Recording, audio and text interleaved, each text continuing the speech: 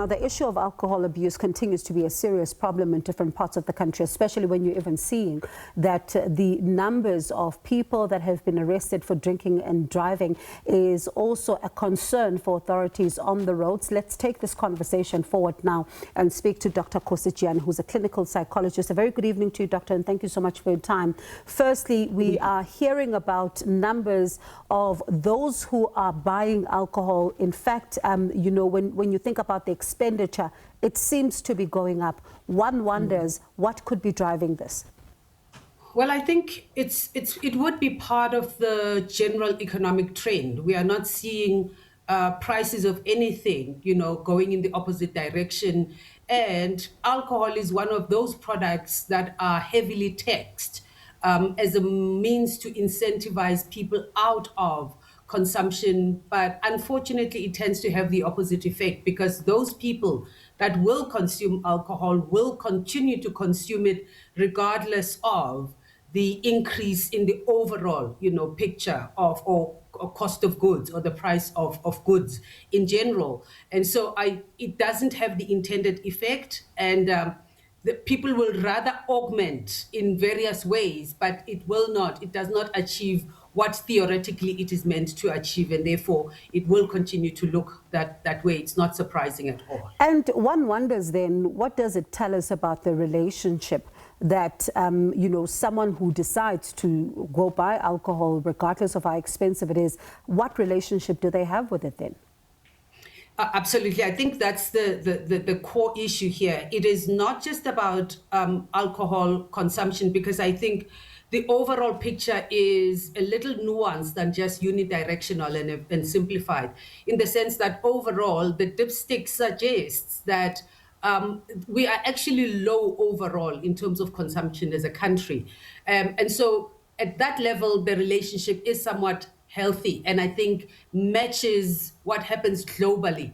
I think the picture is more concerning in the cohorts that are drinking, because the picture there is more of an abusive or toxic relationship with alcohol. And that's where I think the focus should be, because I think alcohol in general has been accepted as part of the social fabric.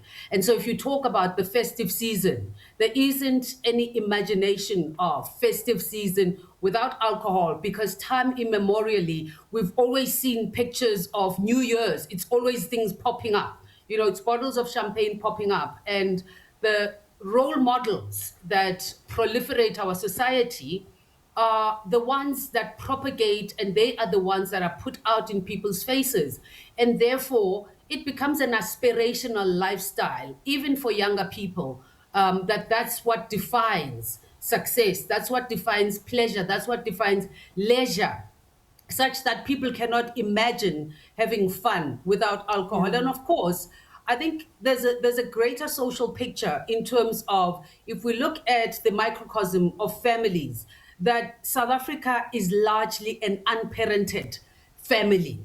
At the different sectors of authority and leadership in this country, it doesn't exist at all. And therefore, we are an unparented family as such, as a country, which filters down to the families themselves. We have a high level of youth in our population, which tells us, and I mean, the figures speak for themselves. We hear this all the time about how even the age of pregnancy has been going lower over the years, which tells us that there is moral slumber and certainly moral decay in the country overall. And this picture then speaks to that there is no one who is holding anyone accountable, starting from the home.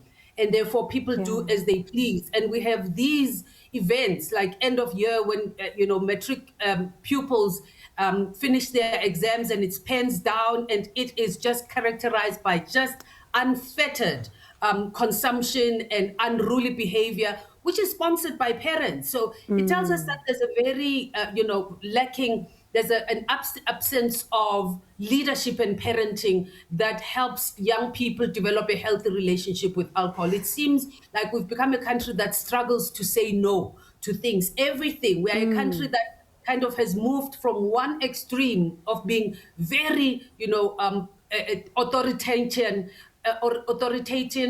authoritative to one that struggles to say no. So we are struggling to find a healthy balance overall as a country. And it's quite worrying what you're saying, because just a few days ago, I was quite upset seeing a video on social media of children. These are young, these are babies, right? And you can see some of them are 5 or 6, and one looks just about 11, 12, and they are drinking alcohol, and it appears to be a fun time with a parent in the vicinity.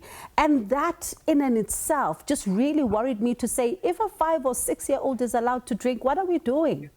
Yeah, we are a country that unfortunately we do not demand much from ourselves and each other. And therefore, we see it. These are the symptoms of being a country that has moved from being, you know, the previously disadvantaged, becoming the currently disabled, because you want to ask yourself, what are things like the Department of Social Development? Where is the developmental side of it? We don't see that. All they're famous for is really doling out one grant after another, and we're not asking anything of ourselves and our people to show up differently. So there's a lack of accountability just in the collective psyche, where, you know, in households, what does it mean for a parent? What do we say to parents? All we do is give them grants, but we do not say anything about the moral fiber and about developing a sense of responsibility. And we see even the adults behaving in very unruly way. For example, when there's strikes, things get destroyed. There is no voice of caution. There's no voice of authority. And therefore, anything goes. Anybody does what they want, and they get away with it. We can't even rely on the police, because even that is part of the moral decay and you know, and the moral slumber in this country. So unfortunately, we will continue to bleed the kind of symptoms that we continue to see. We have campaigns, you know, like, because a large part of the gender-based violence, you know, alcohol is an integral part of that. And alcohol hardly ever goes in isolation, and especially in our younger people, who seem to have a very casual relationship with not just alcohol, but substances, you know, drugs, marijuana, or anything. There's a whole paraphernalia of drugs that they seem to have a very casual relationship with. And it has infiltrated even the lowest rungs of our society. And therefore, it's a very complex picture, and one that needs us to think very soberly about, and in a very multi-layered way, rather than just a one shot in the arm, so to speak. Sure, Dr. Khosi Jiyane, lots to talk about, but thank you so much for getting us started. And you mentioned social development. This is a department that we also need to have on the show, because there does seem to be a reactionary approach more than a proactive approach. But thank you so much for talking to us. Appreciate it. That's Dr. Khosi Jiyane there, who's a clinical psychologist, speaking to us about the issues around alcohol. And a bit later, we're going to have a conversation that also speaks again to the issue of alcohol, especially when you think about imigidi, right? The celebrations that we've seen. Alcohol is brandished there. It appears as if it's the new norm. Is it the new normal? Has it always been like that? And if it is, how then do you begin to have a conversation with young people